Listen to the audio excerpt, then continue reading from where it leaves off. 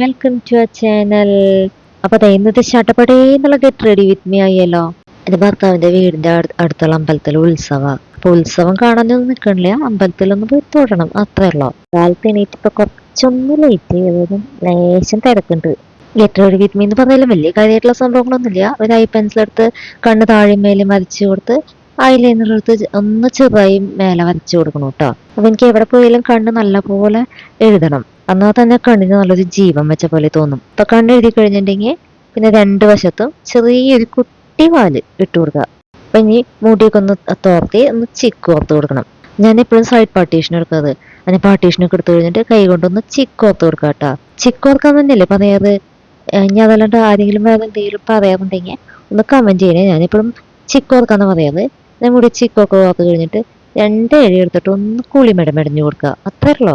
വലിയ കാര്യമായിട്ടുള്ള ഹെയർ സ്റ്റൈലൊന്നും പരീക്ഷിക്കാറില്ല, പരീക്ഷിക്കാൻ അറിയൂല, പിന്നെ മെനക്കെടാനുള്ള താല്പര്യവും ഇല്ല, അത്രേ ഉള്ളൂ കേട്ടോ. പിന്നെന്താ, എല്ലാവരും എല്ലാ കാലത്തും ഫേവറേറ്റ് ആയിട്ടും ടാൽക്കം പൗഡർ. അത് ഞങ്ങൾ കയ്യിലോട്ട് ലേശം കുടഞ്ഞ് രണ്ട് തട്ട് അങ്ങോട്ടും ഇങ്ങോട്ടും തട്ടി ഒന്നുമില്ലാത്ത കൈ അങ്ങോട്ട് മുഖത്തൊന്ന് പറ്റി കൊടുക്കും, അത്രേ ഉള്ളൂ. തീർന്നില്ല, പൗഡർ ഇട്ട് കഴിഞ്ഞിട്ടുണ്ടെങ്കിൽ രണ്ട് തോട്ട, അത് മസ്റ്റാ, ഇല്ലെങ്കിൽ എന്തോ ഒരു വല്ലയ്യ. എന്നെ പോലെ ആരെങ്കിലും ഉണ്ട് അങ്ങനെ? അത് കഴിഞ്ഞ് ഒന്ന് ലിപ്സ്റ്റിക് ഇട്ട് കൊടുക്കുക.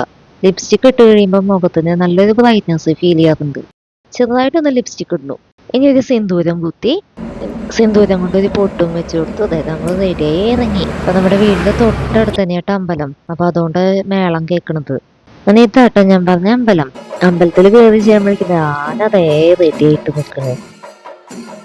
അങ്ങനെ ആനേനെയും മേളക്കാരിയൊക്കെ കുറച്ചേരം അവിടെ വായി നോക്കി നിന്നിട്ട് അമ്പലത്തിന്റെ അകത്തൊക്കെ പോയി തൊഴുതിട്ട് ഞാൻ വന്നുട്ടാ. അപ്പൊ അത് കഴിഞ്ഞിട്ട് ചുറ്റമ്പലത്തിൽ തൊഴാൻ പോവാട്ടാ. അപ്പൊ അതാ നോക്കിയേ, ഉപപ്രതിഷ്ഠയുടെ അരൂർ തന്നെ ഈ ആന നിക്കണത്. ആനയുടെ വാലാടിന ആട്ടം കണ്ടിട്ട് പേടിയാവണ്. ഈ ആനയുടെ പുറകിൽ നിന്നിട്ട് വേണം തൊഴാനേ. അപ്പൊ ആനയുടെ വാലിങ്ങനെ ആട്ടണ കാണുമ്പോ പേടിയാവാ. അത് കണ്ടിട്ട് ഞാൻ കുറച്ചേരം പേടിച്ച് അവിടെ മാറി നിന്നു. പിന്നെ രണ്ടും കൽപ്പിച്ചങ്ങോട്ട് പോയിട്ട് തൊഴുത് ഇറങ്ങിയപ്പോ എന്തോ ഒരു ഫീലായിരുന്നു, പറയാൻ പറ്റണില്ല. അത് കഴിഞ്ഞ ആൾക്കാര് പറയുന്ന നടക്കുന്നത് കുറച്ചേരം നോക്കി നിന്നു. അങ്ങനെ ഇപ്പൊ വീടെത്തി. അശ്ശോ, കാലത്ത് ഒരു 11-11:30 ഇപ്പൊ സമയേ. ഇപ്പൊ ഈ വീഡിയോ കണ്ട എല്ലാവരും എന്റെ വീഡിയോ ഒന്ന് സബ്സ്ക്രൈബ് ചെയ്യുക, ലൈക്ക് ചെയ്യുക, ഷെയർ ചെയ്യുക, കമന്റ് ചെയ്യുക. വിശന്നിട്ട് വയ്യ, ഇനി ഞാൻ പോയിട്ട് വല്ലതും കഴിക്കട്ടെ കേട്ടോ.